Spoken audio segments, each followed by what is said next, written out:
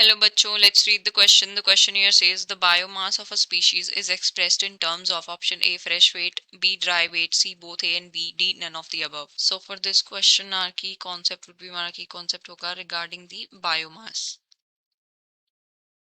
So biomass क्या होता है? Biomass होता है mass of living tissue over a particular area in a given period of time.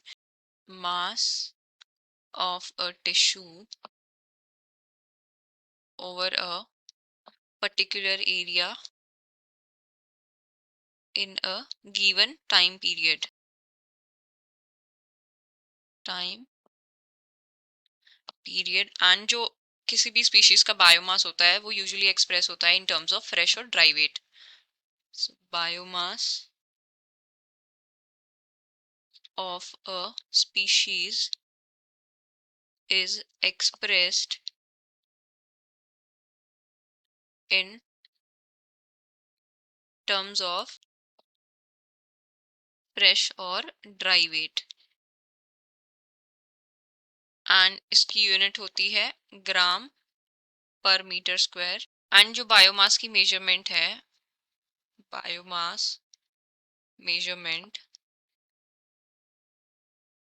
that is more accurate in terms of dry weight, more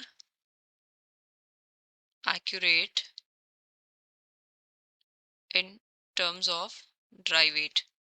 dry weight को हम use करते हैं as a criteria to measure the productivity and functioning of an ecosystem. ये ज़्यादा reliable source है because जो wet weight होता है वो फिजियोलॉजिकल कंडीशन और इन्वायरमेंट के हिसाब से किसी भी स्पीशीज का चेंज हो सकता है. बट जो ड्राई वेट होता है वो क्या होता है, उसके अंदर से हम मॉइस्चर या वाटर कंटेंट को माइनस कर देते हैं प्रॉपर, तो वो होता है ड्राई वेट. जो ड्राई वेट जो है वो आपको ज़्यादा अच्छा आइडिया देता है किसी भी इकोसिस्टम की प्रोडक्टिविटी या फिर फंक्शनिंग को डिसाइड करने के लिए.